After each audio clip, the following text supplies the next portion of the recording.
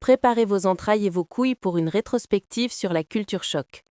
Les vidéos choc ou choc vidéo font partie de la culture Internet des années 2000, construite pour provoquer un choc et une aversion chez le spectateur. Un site choc est défini comme un site web dont le contenu, images ou vidéos, est volontairement offensant ou dérangeant.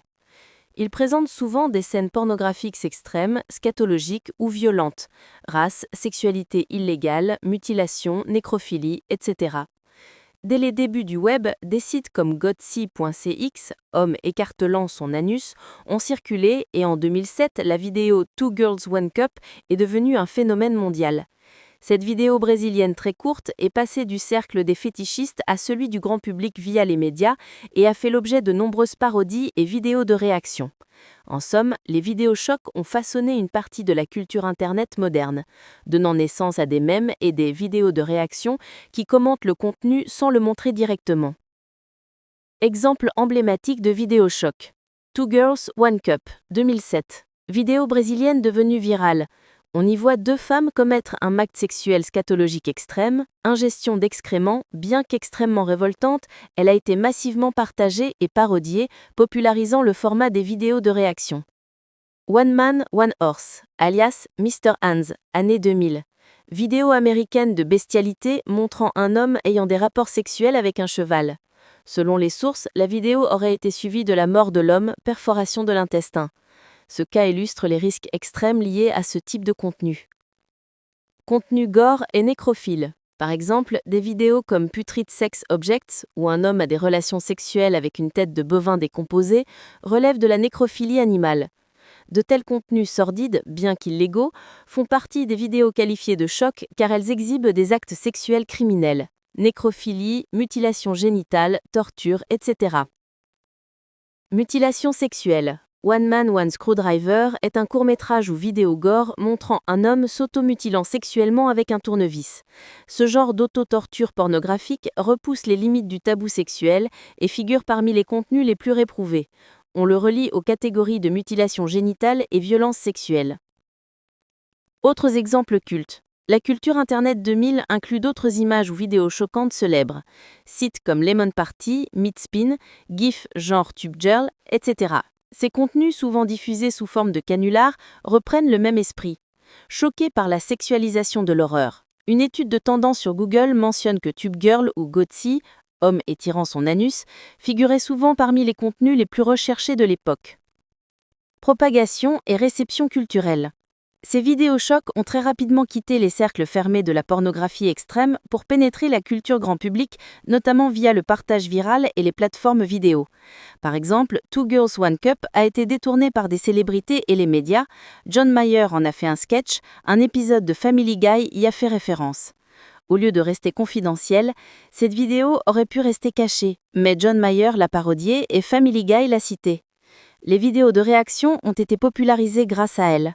Autrement dit, la vidéo initiale était si extrême qu'elle a engendré des vidéos de tiers commentant leur propre réaction de dégoût, un moyen safe d'en parler sans le montrer directement.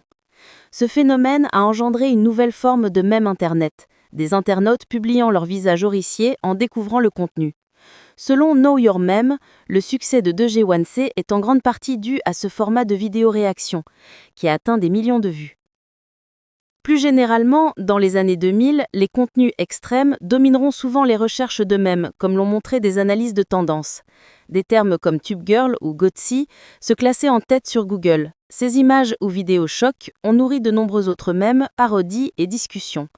Par exemple, la publicité Dr Pepper de 2010 citait la vidéo en insinuant après Deux Girls One Cup « J'avais faim ». Aujourd'hui encore, la vidéo Deux filles une tasse est parfois mentionnée dans la pop culture. Conan O'Brien en a fait un sketch en 2017. Ainsi, ces vidéos choquantes ont durablement marqué la culture Internet et sont souvent évoquées dans des débats sur la censure et la tolérance. Par exemple, leurs créateurs ont fait l'objet de poursuites pour obscénité dans certains pays. Facteurs psychologiques et philosophiques. Pourquoi sommes-nous attirés par des images aussi révoltantes ? Les chercheurs en psychologie sociale relèvent un paradoxe. Le dégoût est à la fois une émotion de rejet et une source de fascination. Selon la psychologue Nina Struminger, on parle de masochisme bénin, c'est-à-dire qu'une fois retirée la peur réelle, on sait qu'on est juste devant un écran, l'expérience de dégoût devient intéressante et gratifiante. Par exemple, ressentir du dégoût dans un contexte sans danger apporte une sensation de nouveauté ou de maîtrise de soi-même, comme un frisson d'émotions négatives contrôlées. Elle explique qu'il est gratifiant de se confronter à ce qui fait peur ou dégoûte tant que l'on reste en sécurité. Si on regarde une vidéo, on sait intellectuellement qu'on est hors de danger. Une fois qu'on retire l'idée du danger, cela devient amusant et intéressant. Ce mécanisme peut aider à comprendre pourquoi des millions de personnes ont cliqué sur 2 Girls One Cup ou d'autres vidéos. L'émotion intense suscitée crée une forme de thrill émotionnel.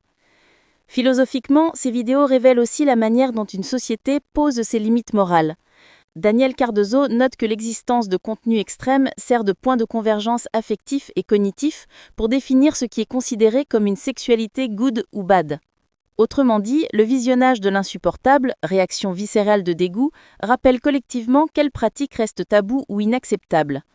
On retrouve ici l'idée que choquer par l'image joue le rôle de frontière entre la norme et l'extraordinaire.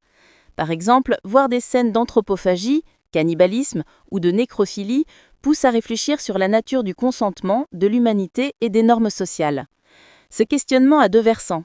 Un versant négatif, ces images exploitent la souffrance et peuvent traumatiser certains spectateurs ou banaliser la violence, et un versant positif, elles provoquent débat et réflexion sur les limites de la liberté d'expression et sur ce que notre société tolère ou non.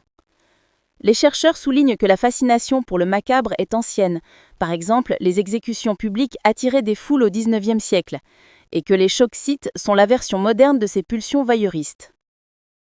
Enjeux moraux et éthiques, bénéfices et dérives. Avantages s'y poser. Pour certains, l'existence de ces vidéos peut être vue comme une sorte de catharsis sociale. En confrontant le public à ses pires cauchemars, on se sent paradoxalement soulagé ou rassuré de ne pas vivre cela soi-même.